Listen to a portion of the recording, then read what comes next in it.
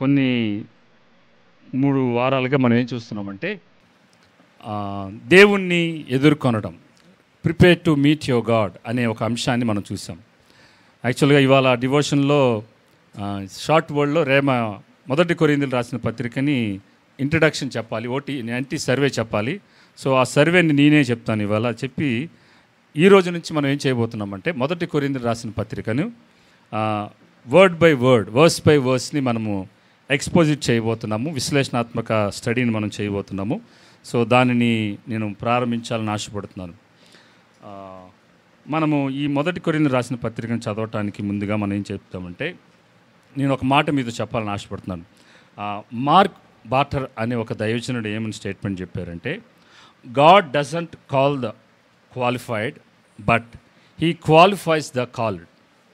దేవుడంట పిలిచిన వారిని ఆయన అర్హులుగా చేస్తాడే తప్పితే అర్హులైన వారిని పిలవడంట.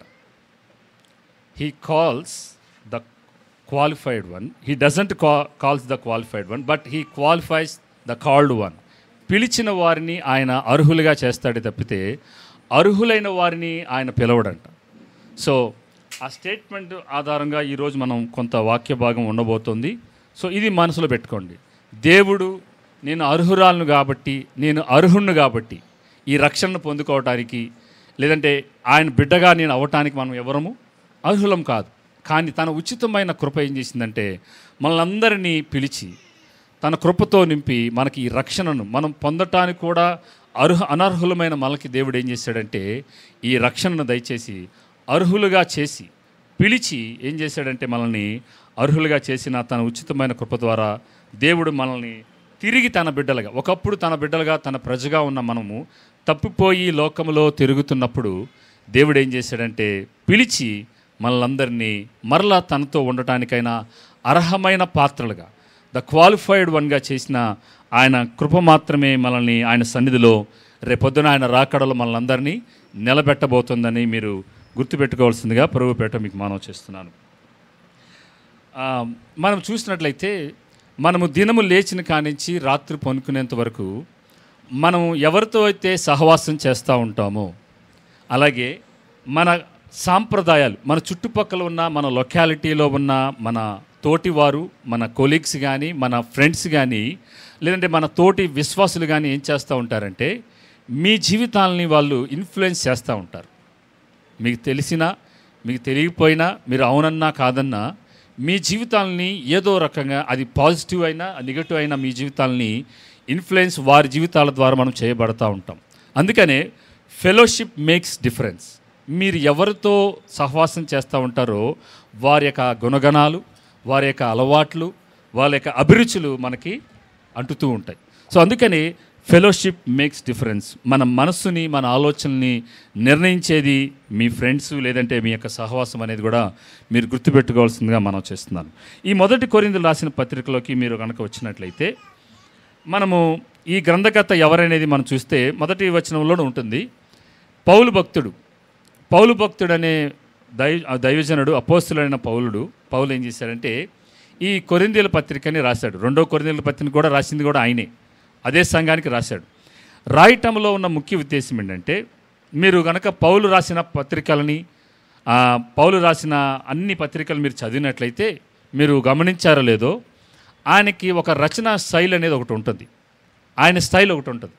ఏంటి ఆ స్టైల్ అంటే, ఫస్ట్ ఆయన గురించి చెప్పుకుంటాడు. ఎవరికి రాస్తున్నానో చెప్తాడు, ఎవరు రాస్తున్నారో చెప్తాడు. తర్వాత ఏం చెప్తాడంటే ఆ సంఘంలో ఉన్న మంచి క్వాలిటీస్ ఏంటో చెప్తూ ఉంటాడు. మీరు ఇలా మంచిగా ఉంటారు, మీరు ఇచ్చే గుణం ఉంది, మీరు ప్రార్థించేవారుగా ఉంటారు, మీలో ఇన్ని ఆత్మవరాలు ఉన్నాయి, మీరు అన్నీ బాగున్నాయి అని చెప్పి అప్పుడు స్టార్ట్ చేస్తాడు. ఏమని?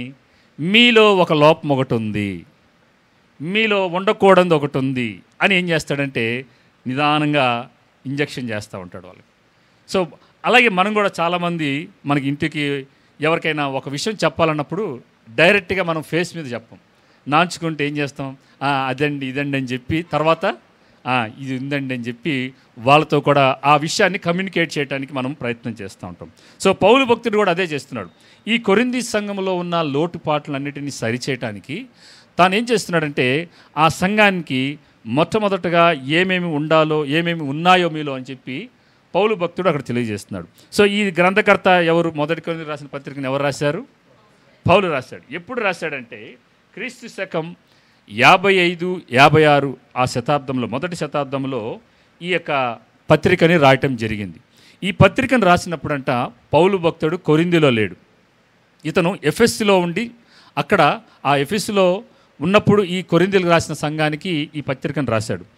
కానీ కొరింథీలో సంఘము ఏర్పడడానికి ఈయన అక్కడ ఒక 18 months ఈయన ఆ పట్టణంలో ఉన్నాడు, కొరింథీ పట్టణంలో ఉన్నాడు.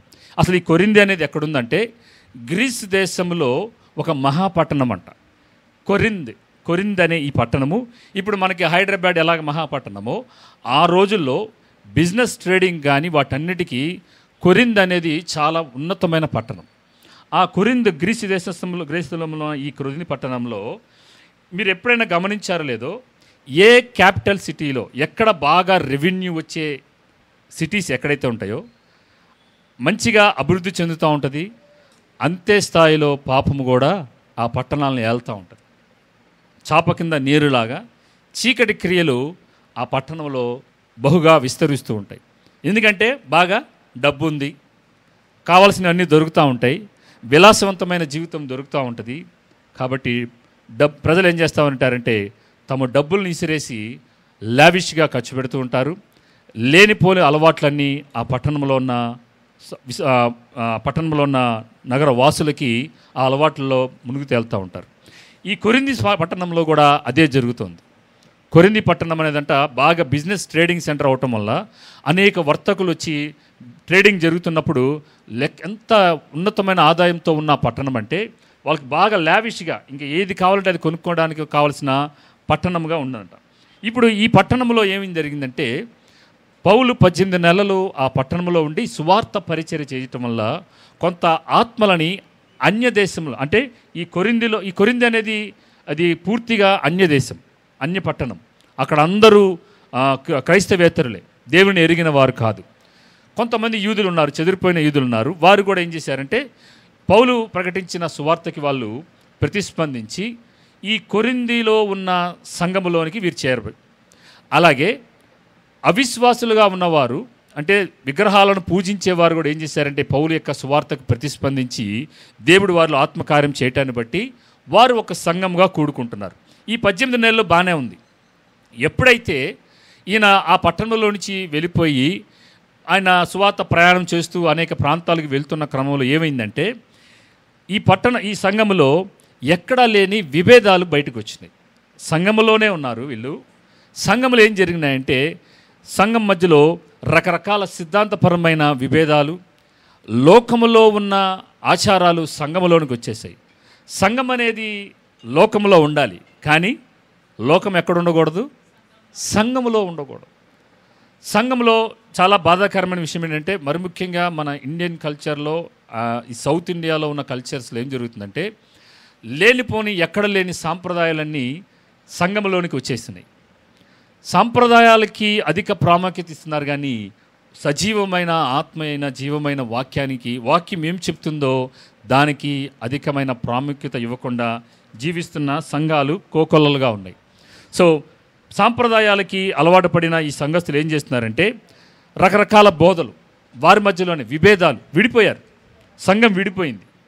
ఏ విధంగా విడిపోయిందంటే నేను పౌలు వాడని అపోల్లో వాడనని కొంతమంది, అలాగే విగ్రహారాధనకు అర్పించిన వాటిని తినాలా వద్దనేది కొంతమంది, అలాగే కొంతమంది అయితే ఎక్కడ ఉండకూడని అక్రమ సంబంధాలు విశ్వాసుల మధ్యలో ఆ రోజుల్లో కొరింథీ సంఘంలో ఉన్నాయి. మీరు తర్వాత అధ్యాయాలు మనం చూడబోతున్నాం. సంఘంలో ఉన్న విశ్వాసుల మధ్యలో అక్రమ సంబంధాలు జరుగుతుంటే వీటికి ముగింపు ఎలాగ పెట్టాలని చెప్పి ఆ సంఘంలో ఉన్న కొంతమంది పెద్దలు ఏం చేశారంటే కొంత ప్రశ్నలు రాశారు పౌలు భక్తుడికి.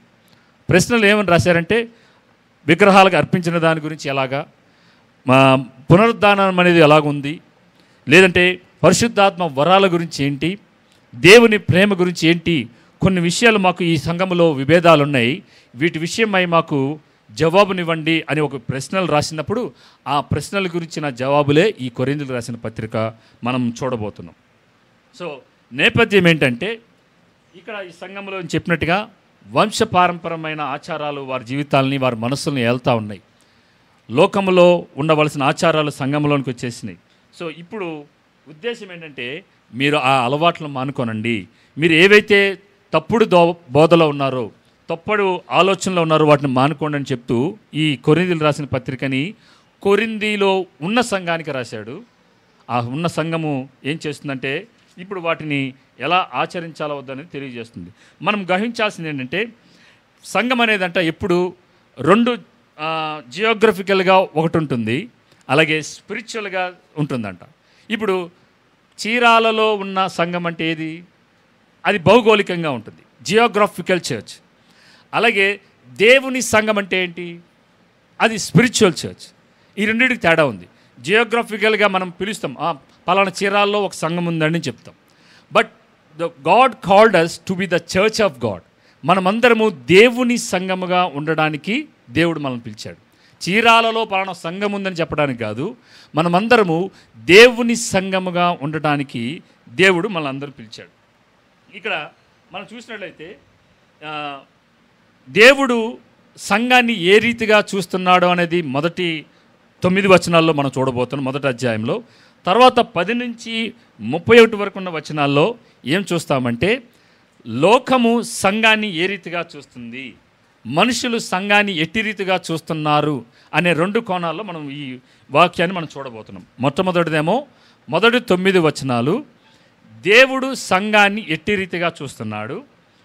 మొదటి అధ్యాయంలో 10 నుంచి 31 వరకు ఉన్న వచనాల్లో సంఘాన్ని మనుషులు ఏ రీతిగా చూస్తున్నారు అనే ఈ 2 అంశాలని మొదటి అధ్యాయంలో రాయటం మనం చూస్తున్నాం. ఇప్పుడు ఈ సంఘంలో ఏం చూస్తామంటే, విభేదములు, అలాగే డిజార్డర్స్ ఏవైతే ఈ సంఘంలో ఉన్నాయో పౌలు భక్తుడు వీటిని ప్రస్తావిస్తున్నాడు. దాని గురించిన వివరణ మిగతా మొదటి అధ్యాయం 16 నుంచి 16 వచనం వరకు ఏం చూస్తామంటే, క్రైస్తవుల యొక్క వివాహ సంబంధాలు ఎలా ఉండాలి, అలాగే స్వాతంత్రం అనేది ఎలా ఉంది, క్రైస్తవులకు ఇవ్వబడిన స్వాతంత్రం ఏంటి, బాహాటకంగా మనం సంఘంలోనికి వచ్చినప్పుడు ఆరాధన ఏ రీతిగా చేయాలి, పునరుద్ధానం అనేది ఎలా ఉంటుంది అనేది ఈ మిగతాయి మనము అధ్యాయాల్లో మనం చూస్తాం. సో మొట్టమొదటి వచనంలోనికి వద్దాం. ఇప్పుడు అందరూ మీ బైబిల్ని మొదటి కొరింథీయులకు రాసిన పత్రిక మొదటి అధ్యాయం మొదటి వచనం చదవడానికి ముందుగా మనము అదే పుస్తకంలో ఇంకో వచనాన్ని ఒకసారి చూద్దాం. మీ ఇంతకుముందు చాలాసార్లు మీకు చూపించాను. మొదటి కొరింథీయులకు రాసిన పత్రిక 10వ అధ్యాయం 11వ వచనం ఒకసారి అందరం చూద్దాం. 1 Corinthians 10th chapter 11th verse.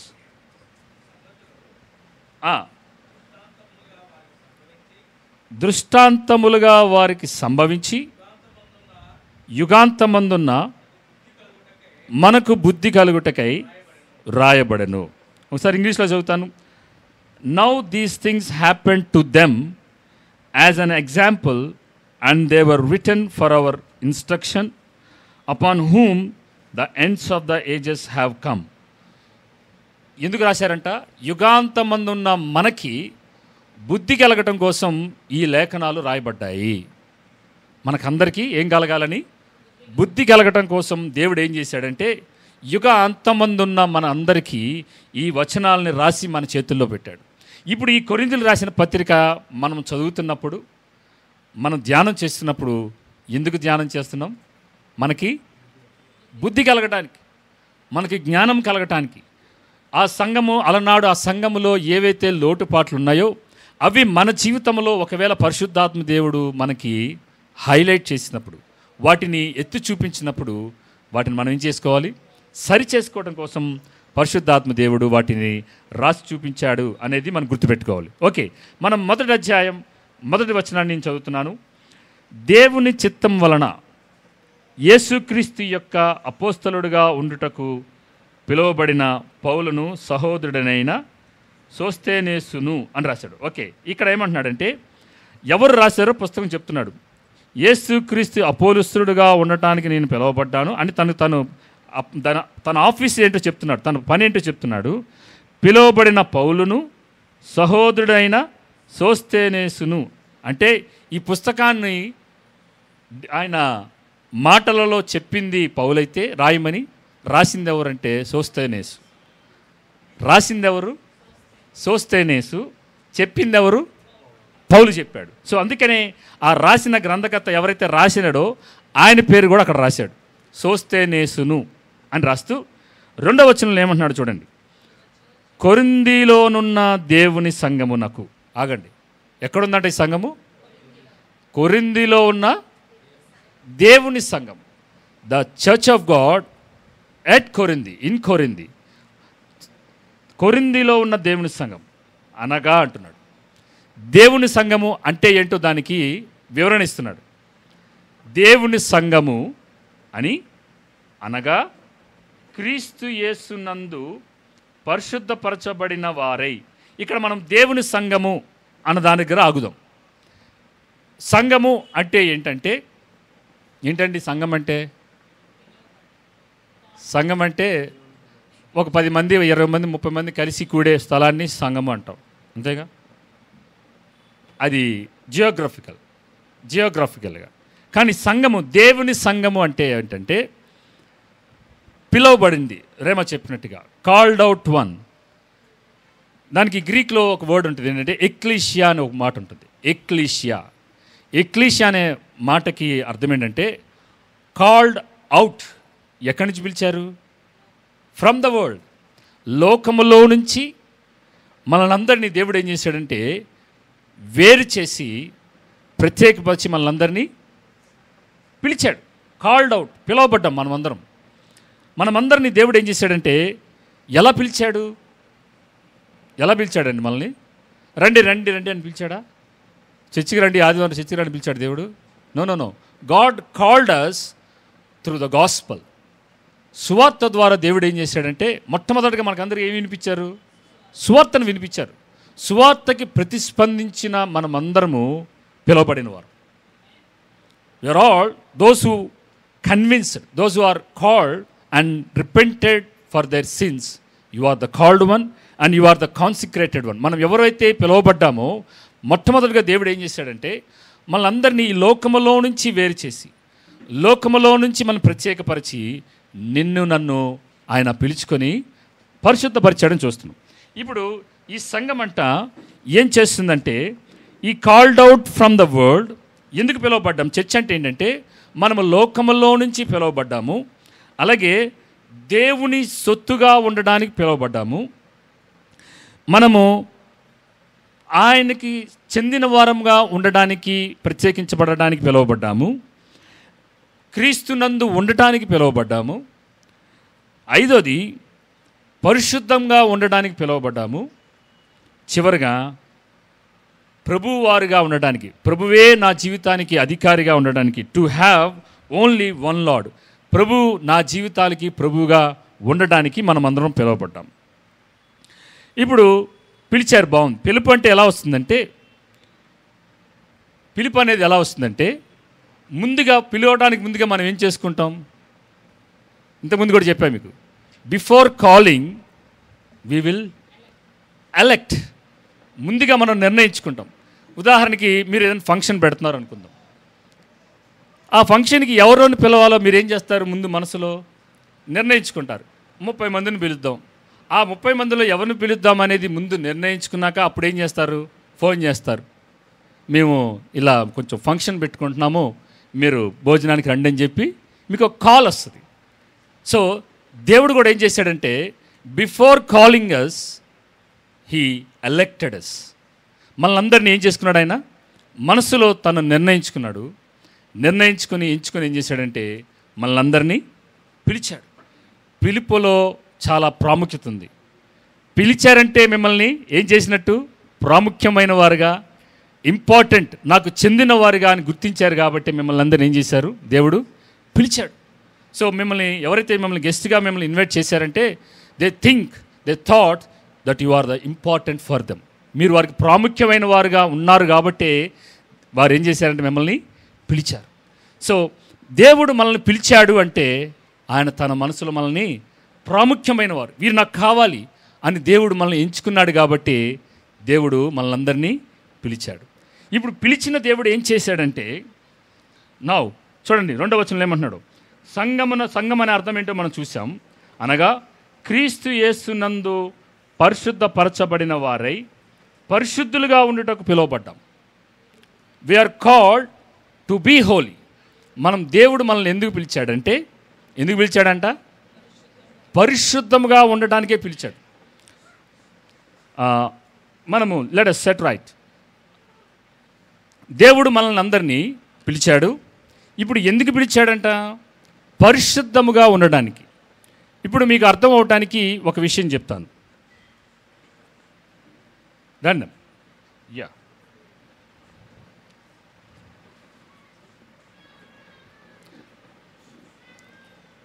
దేవుడు మనల్ని అందరినీ పరిశుద్ధంగా ఉండడానికి పిలిచాడు అనేది మనం ఇక్కడ చూస్తున్నాం.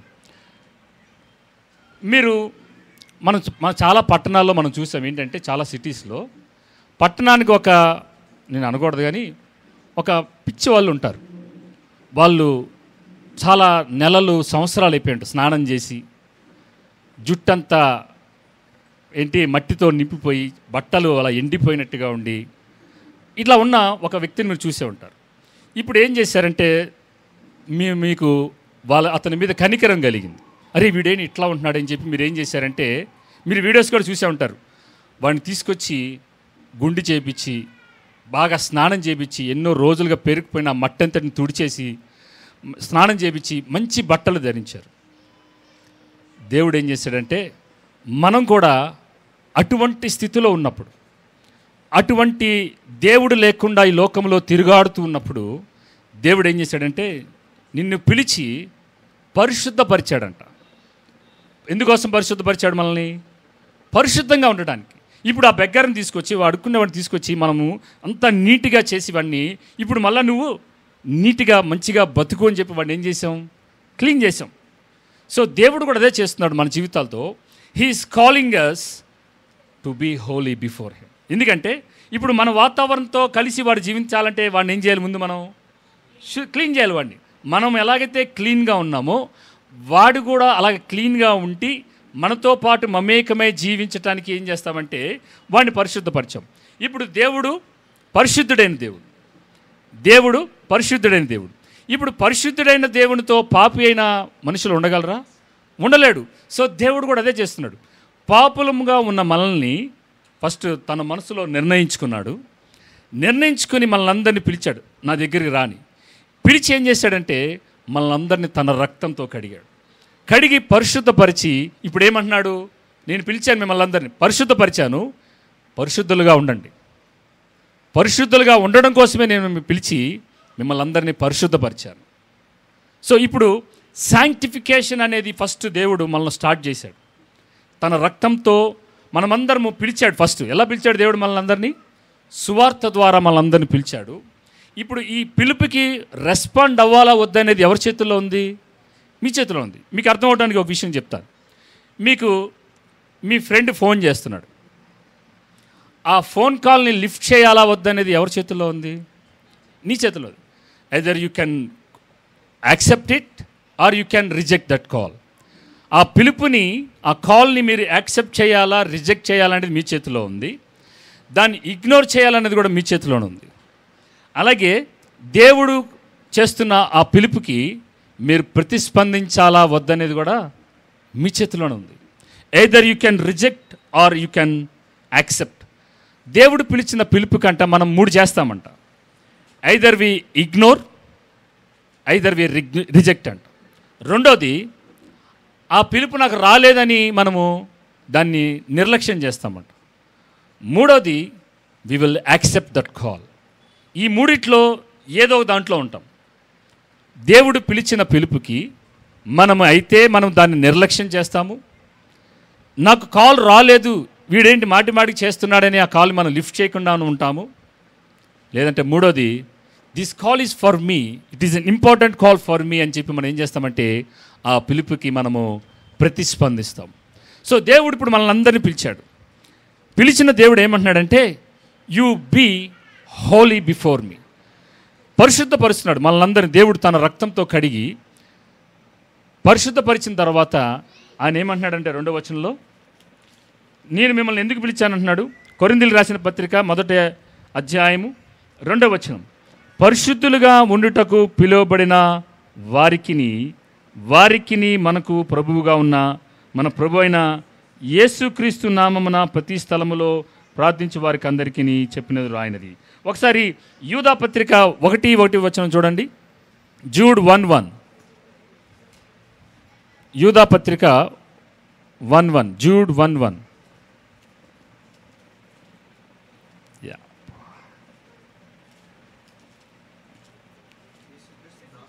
యేసుక్రీస్తు దాసుడను యాకోబు సహోదరుడైన యూదా తండ్రి అయిన దేవుని యందు ప్రేమింపబడి యేసుక్రీస్తునందు భద్రము చేయబడిన శుభమని చెప్పి రాయినది. ఏమన్నాడంటే, మనమందరమంట తండ్రి అయిన దేవుని యందు ప్రేమింపబడి క్రీస్తు యేసునందు భద్రము చేయబడ్డాం. వీఆర్ ఆల్ కాల్డ్, మనమందరము ప్రేమించబడ్డాము, మనమందరము పిలువబడిన వారము, భద్రము చేయబడదు. ఇంగ్లీష్లో అయితే వీఆర్ ఆల్ కాల్డ్ వన్ అని చెప్పి జూడ్ 1:1లో ఉంటుంది. అలాగే మనం ఒకసారి 1 పీటర్ 1:2 చూడండి. ఒకసారి 1 పీటర్ 1:2, మొదటి పేతురు పత్రిక 1-2 వచనాలు చూడండి ఒకసారి.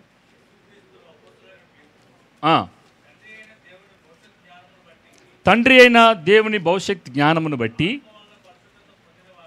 ఆత్మ వలన పరిశుద్ధత పొందిన వారై విధేయులగుటకును యేసుక్రీస్తు రక్తం వలన ప్రోక్షింపబడుటకును ఏర్పరచబడిన వారికి అనగా ఓకే చాలు బ్రదర్. సో ఇప్పుడు దేవుడు కూడా ఈ 3 వచనాల్లో మనం చూసినట్లయితే God is calling us. Just నాతో ఒక 10 minutes నాతో కోఆపరేట్ చేయండి. I'm going to close in very few minutes. దేవుడు మానవులందరినీ పిలుస్తున్నాడు. He's calling us. ఇందాక నేను చెప్పాను, if you reject that call or you can ignore that call. దేవుడు పిలిచిన ఆ పిలుపుని మీరు నిర్లక్ష్యం చేయొచ్చు, లేదంటే ఈ పిలుపు నాకు కాదు అని చెప్పి మీరు ఆ ఫోన్ను పక్కన పెట్టచ్చు. కానీ దేవుడు ఏమంటున్నాడంటే, I'm calling you because I loved you. నేను మిమ్మల్ని పిలుస్తున్నాను ఎందుకంటే నేను మిమ్మల్ని ప్రేమిస్తున్నాను. మీరు నాకు ప్రాముఖ్యమైన వారు కాబట్టి నేను మిమ్మల్ని పిలుస్తున్నాను. I want you to be with me. మీరు నాతో ఉండాలని కోరుకుంటున్నాను కాబట్టి నేను మిమ్మల్ని పిలుస్తున్నాను. పిలిచి ఏం చేస్తున్నాడంటే ఆయన మనల్ని హీస్ శాంక్టిఫైయింగ్ అస్, మనల్ని పరిశుద్ధపరుస్తున్నాడు. మనమందరం ఆయన సన్నిధిలో పరిశుద్ధులుగా ఉండాలని పిలుస్తున్నాడు. చాలామంది చాలా విచారకరమైన విషయం ఏంటంటే, so called Christians, so called born and brought up Christians, they don't know Christ. వాళ్ళకి దేవుడు ఎవరో తెలియదు. They either reject the call, they either ignore the call of God. దేవుని యొక్క పిలుపుని వారు ఇగ్నోర్ చేస్తున్నారు. They are busy with the worldly things. ఇహలోక సంబంధమైన విషయాలలో వారు బిజీగా గడిపేస్తూ, మనము చాలాసార్లు మనం కూడా మన ప్రియమైన వారు మనం ఒక రూమ్లో ఉండి మనం ఇంకో రూమ్లో పిలుస్తుంటే మనకి వినిపించదు. దేవుడు కూడా అలాగే పిలుస్తున్నాడు మనల్ని. మనం ఏమైపోయామంటే ఈ బిజీ స్కెడ్యూల్లో, మీకు తెలుసో తెలీదో లేదంటే మీరు అవునన్నా కాదన్నా, మానవుడు దేవునితో మమేకమై ఉన్నాడు. God spirit is in us, his spirit is living in us. మన దేవుని ఆత్మ మనలో నివసిస్తుంది. మీరు ఎంత చిన్నవారైనా, ఎంత ముసలివారైనా, ఎంత మధ్య వయస్కులైనా, మీలో దేవుని ఆత్మ ఉంది. His spirit is searching for something in us. మనలో ఆయనకి సంబంధించి మనలో ఉంది. His spirit is in us. ఆయన ఆత్మ మనలో నివసిస్తుంది. That's why God spirit is searching. ఇందాక మనము కీర్తన 14:2 వచనం మనం చదివాం. ఏం చేస్తుందంట? దేవుని కన్నులు ఏం చేస్తున్నాయంట? భూమి యందు ఆయన కన్నులు అటు ఇటు సంచారం చేస్తున్నాయి. ఎందుకంటే వివేకము కలిగి దేవుని వెతుకువారు కలరేమో అని దేవుని కన్నులు అటు ఇటు చూస్తున్నాయంట. That means if you are wise we will see God. If not, you are a foolish one. If you are not seeking the God. దేవుని కనుక మనం వెతకట్లేదంటే, చాలామంది ఎలా అయిపోయారంటే, నాకు కావాల్సిన జ్ఞానం ఉంది, నేను సంపాదించుకోగలిగిన శక్తి నాకుంది, నాకు అన్నీ ఉన్నాయి, వై ఐ నీడ్ గాడ్ అనే ఒక తలంపుల్లో చాలామంది ఈ రోజుల్లో ఈ జనరేషన్ నివసిస్తుంది. But without God you are nothing. మనము దేవుని లేకుండా మనం ఏం చేయలేం. That's why God is calling us this morning. ఈ ఉదయకాలం దేవుడు మనల్ని అందరినీ పిలుస్తున్నాడు. ఇక్కడ కూడి వచ్చిన మిమ్మల్ని అందరి జీవితంలో ఒక దినాన ఒక దైవజనుడు ఏమని స్టేట్మెంట్ చెప్పాడంటే, if the living know what the dead knew, then the whole world will come to know the Christ. ఒకవేళ బ్రతికున్న మనమందరము చనిపోయారే, మనకన్నా ముందుగా చనిపోయారే, వారందరికంట ఈ శారీరకమైన జీవితానికి వెనకాల ఒకటి జరుగుతుంది. మరణించిన తర్వాత అదంతా గనక సజీవమైన మనకందరు కనుక తెలిసిపోయినట్లయితే ఖచ్చితంగా ఇక్కడ ఉన్న ఏ ఒక్కరు యేసు ప్రభు వారు నా జీవితాలకు ప్రభువుగా కావాలని ఏ ఒక్కరు అనకుండా ఉండలేరంట. ఈ జీవితానికి వెనకాల ఒకటి జరుగుతుంది, అది మనకు తెలియదు. ఈ శరీర నేత్రాలకు మనకు కనబడదు. కానీ మనకన్నా ముందు చనిపోయారు చూసారా, వాళ్ళకందరికీ తెలుసు ఇప్పుడు ఏం జరుగుతుందో. ఏం జరిగిందో వాళ్ళకి తెలుసు, ఏం జరుగుతుందో వాళ్ళకి తెలుసు, ఏం జరగబోతుందో వాళ్ళకి తెలుసు. ఆ చనిపోయిన వారు తిరిగి మరలా వచ్చి మీరందరూ ప్రభువుని తెలుసుకోనండి, ఎందుకంటే ఒక నరకం అనేది ఒకటి ఉంది. దేవుడు ఒక దినాన ఈ భూమి మీద ఉండగానే మనల్ని అందరూ పిలుస్తున్నప్పుడు మనం కనుక ఆ పిలుపుని మనం కనుక రిజెక్ట్ చేసినట్లయితే the eternal fire will be there. ఒక నిత్య నరకం అనేది అక్కడ మండుతుంది. దయచేసి మీరెవరు ఈ పిలుపుని నెగ్లెక్ట్ చేయొద్దని చెప్పి దేవుడు వాళ్ళందరూ వచ్చి ఖచ్చితంగా వార్నింగ్ ఇవ్వగలరు ఒకవేళ ఆ ఛాన్స్ ఇస్తే. కానీ దేవుడు అంట God is giving everyday a chance and a choice.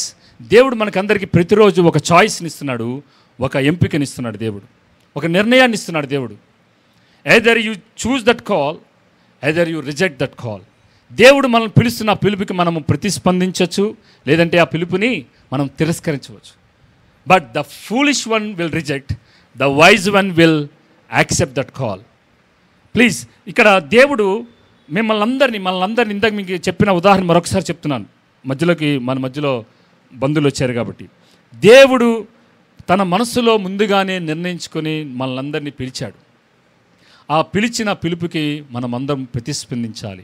మీరు ప్రాముఖ్యమైన వారు కాబట్టే దేవుడు మనల్ని పిలుస్తున్నాడు అనేది మీరు గుర్తెరగండి. ఇక్కడ చూడండి, 2వ వచనంలో ఏమంటున్నాడంటే, 2వ వచనంలో చివరి భాగంలో పరిశుద్ధులుగా ఉండుటకు పిలువబడిన వారికి మనకు ప్రభువుగా ఉన్న మన ప్రభు అయిన యేసుక్రీస్తు నామంలో ప్రతి స్థలంలో ప్రార్థించే వారికి అందరికీ శుభమని చెప్పిన రాయినది అంటున్నాడు.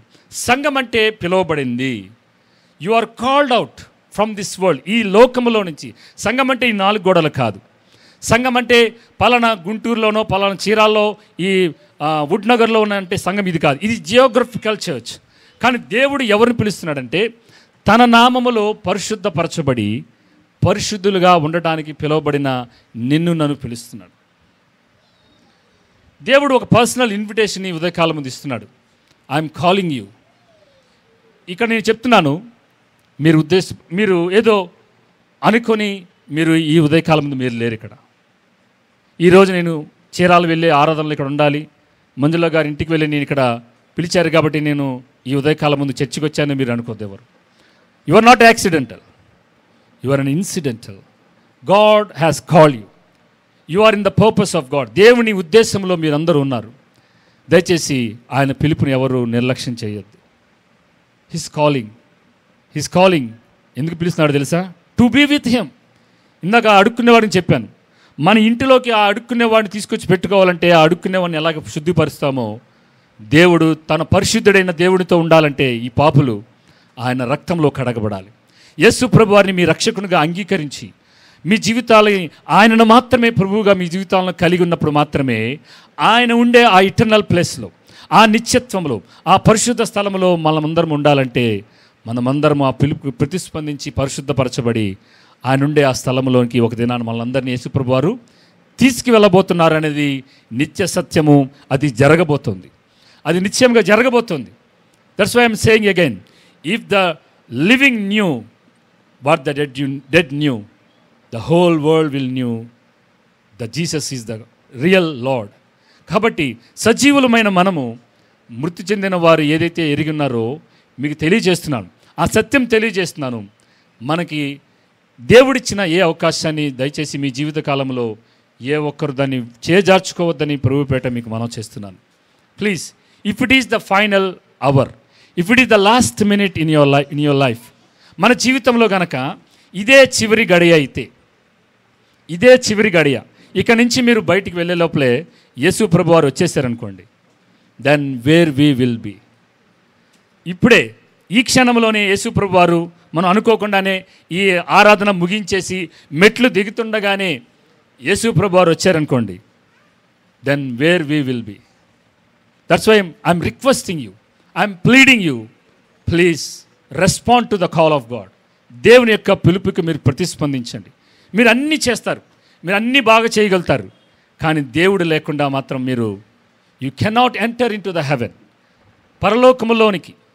చాలామంది ఎలా ఉంటారంటే అసలు పరలోకం ఏంది భయ్, దేవుడు ఏంది భయ్ అన్నట్టుగా జీవిస్తూ ఉంటారు. నేను ఉద్యోగం చేసుకుంటాను, వ్యాపారం చేసుకుంటాను, నా బతుకు నేను బతుకుతాను, వై ఐ నీడ్ గాడ్ అనే రీతిలో చాలామంది తమ జీవితాలను జీవిస్తున్నారు.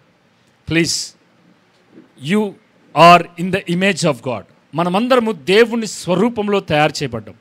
మన పిల్లలు మనలాగా ఉన్నప్పుడు మనం ఎంత సంతోషించి మనతో వారితో టైం స్పెండ్ చేసినప్పుడు మనకు ఎంత సంతోషంగా ఉంటుందో, ఆయన పోలికలో తయారు చేయబడిన మనము ఆయనతో ఉండాలని దేవుడు కోరుకుంటున్నాడు.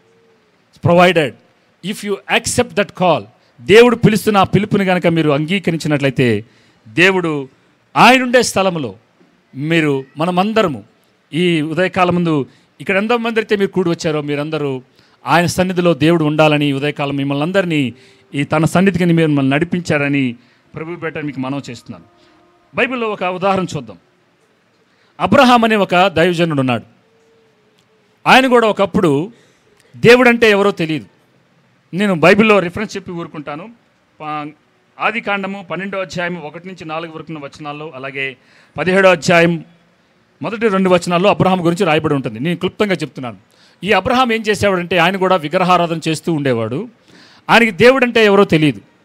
But God he himself initiated, తనకు తానుగా దేవుడు ఏం చేశాడంటే అబ్రహాంకి ప్రత్యక్షపరుచుకున్నాడు. గాడ్ ఈజ్ కాలింగ్ అబ్రహాం, పిలుస్తున్నాడు. వెంటనే అబ్రహాం ఏం చేశాడంటే ఆ దేవుడు పిలిచిన పిలుపుకి వెంటనే ఏం చేశాడు, హీ యాక్సెప్టెడ్ దట్ కాల్. పిలిచిన పిలుపుకి వెంటనే ప్రతిస్పందించగానే అక్కడ దేవుడు ఒక మాట అంటాడు, నీలో నుంచి నీ ద్వారా సమస్త దేశంలో ఉన్న జనాంగం అంతటిని నేను ఆశీర్వదిస్తాను అంటున్నాడు దేవుడు. అలాగే ఈ ఉదయకాలం మందు ఆ అబ్రహాము ఎలాగైతే దేవుని పిలుపుకి ప్రతిస్పందించి తనను బట్టి తన తరములన్నిటినీ ఆశీర్వాదకరంగా మార్చబడిన ఆ అబ్రహామును ఎలాగైతే దీవించాడో దేవుడు, ఈ ఉదయకాలం ముందు నిన్ను బట్టి నువ్వు దేవుని పిలుపుకి కనుక నువ్వు ప్రతిస్పందించినట్లయితే నిన్ను బట్టి నీ తరతరములు ఏమవుతాయంటే దేవుని రాజ్యములోనికి రావటానికి, దేవుని బిడ్డలుగా జీవించి ఆయన ఎక్కడైతే ఉంటున్నాడో ఆ పరలోకంలోనికి, ఆ నిత్య నివాస స్థానమైన దేవుని నివాస స్థానమైన పరిశుద్ధ స్థలములోనికి అర్హమైన పాత్రలుగా ఉండడానికి దేవుడు నిన్ను నన్ను పిలుస్తున్నాడు ఉదయకాలం ముందు. ఆమేన్. దేవుడు పిలుస్తున్నాడు. God is calling you. దేవుడు ఈ లోకములో నుంచి నేను పిలుస్తున్నాడు. He separated, he is consecrating you and he wants you to be holy before him. So ఈ ఉదయకాలం ముందు కూడి వచ్చిన మీకు అందరికీ మరొకసారి నేను ప్రభుపేట మనం చేసేదంటే, దేవుడు మనుషుల్ని పిలుస్తున్నాడు, మనల్ని అందరినీ పిలిచాడు. ఇక్కడ చాలామంది ఆ పిలుపుకి ప్రతిస్పందించిన వారే విశ్వాసులుగా మనం అందరం మలచబడి ఆయన యొక్క రాకడ కొరకు మనం అందరం ఏం చేస్తున్నాం, ఎదురు చూస్తున్నాం. When Christ will come, there is a glorious hope. మన మధ్య ఒక శుభ నిరీక్షణ ఉంది. ఏంటంటే one day we will be with him. ఎవరైతే ఈ శరీరంలో ఈ కంఠంలో ప్రాణం ఉన్నంత వరకు ఎవరైతే తమ జీవితాల్ని యేసు ప్రభు వారికి తమ జీవితాల్ని అప్పగించి ఆయనే ప్రభు, ఆయనే రక్షకుడని తమ జీవితాలని యేసు ప్రభు వారికి అప్పగించి పరిశుద్ధమైన జీవితాలను జీవిస్తారో వారందరూ ఒక దినాన ఖచ్చితంగా పరలోకంలో ఆయనతో పాటు ఉండబోతున్నారనేది జరగబోతున్న ఇన్సిడెంట్ని ముందుగానే మనకు తెలియజేశాడు పరిశుద్ధాత్మ దేవుడు. దేవుడు ఈ కొద్ది మాటలను దీవించినగాక. మనమందరము తల ఉంచినట్లయితే మనం ప్రార్థన చేసుకుని ముందు కొనసాగుదాం. అందరం జస్ట్ ఒక్క నిమిషాన్ని మీరు దేవునికి కేటాయించండి. You are in the presence of God. దేవుని సంఘముగా దేవుని సన్నిధిలో కూడి వచ్చిన మనమందరం ఒక్క నిమిషం సమయాన్ని మీకు ఇస్తున్నాను. I plead you, I beg the, I beseech the. నేను మిమ్మల్ని బతిమాలుతున్నాను. ఇదే లాస్ట్ అవర్ అయితే, ఇదే లాస్ట్ మినిట్ అయితే మీ జీవితంలో after this death, after leaving this tent, మనం ఈ శరీరం అనే ఈ గుడారాన్ని విడిచిన తర్వాత ఎక్కడికి వెళ్తామనేది మీరు తీసుకునే ఈ ఉదయకాలం ముందు ఆ నిర్ణయం మీ ఇటర్నల్ లైఫ్ని నిర్ణయించబోతోంది. So God is calling you. ఇక్కడ కూడి వచ్చిన మనందరినీ ఒక్క నిమిషం పాటు మీరు ఏమై ఉన్నారో, మీరుకి ఎంత జ్ఞానం కలిగి ఉందో, మీరు ఏం చేస్తున్నారో అవన్నీ పక్కన పెడదాం. Before God nothing, they are nothing. దేవుడు అంటున్నాడు, I'm calling you this morning, will you accept that call or will you reject that call? Why I'm calling you is you are most precious to me. నువ్వు చాలా ప్రశస్తమైన వాడు నాకు, అందుకే నేను పిలుస్తున్నాను. నువ్వు నాతో ఉండాలని నేను కోరుకుంటున్నాను. Because I'm holy, you are unholy, and I want to sanctify you and to be holy so that you be with me. నిన్ను పరిశుద్ధపరిచి, నిన్ను ప్రత్యేకపరిచి లోకములో నుంచి పిలిచి నాతో పాటు నిన్ను ఉండాలని కోరుకుంటున్నాను. So I'm calling you. Will you respond to my call or will you reject my call? But God wants you to accept his call. ఆయన పిలుపుకి మీరు ప్రతిస్పందించాలని దేవుడు కోరుతున్నాడు తప్పితే రిజెక్ట్ చేయాలని కోరుకోవట్లేదు. ఈ మాటలు ఒక దినాన మీకు ఆయన రాకడలో ఈ మాటలు మళ్ళీ తిరిగి మీకు వినిపించబడబోతున్నాయి. ఫలానా జూలై 14న చీరాలలో హెవెన్స్ కల్చర్ అనే సంఘంలో ఫలానా దైవజనుడు ఈ మాటలు ప్రకటించాడు. నేను పిలిచాను ఆయన ద్వారా, but you did not respond to my call. Please, the voice will choose the right decision. తెలివి కలిగిన వారు సరైన నిర్ణయాన్ని తీసుకుంటారు. ఇందాక చదివిన కీర్తన 14:2 రాయబడినట్టుగా, వివేకము కలిగిన వారు దేవునిని వెతికేవారు ఎవరైనా ఉన్నారేమోని ఆయన కన్నులు భూమి మీద అటు ఇటు తిరుగుతున్నాయంట, అటు ఇటు చూస్తున్నాయి. ఈ ఉదయకాలం ముందు మిమ్మల్ని కూడా చూస్తున్నాయి. God's eyes are on you.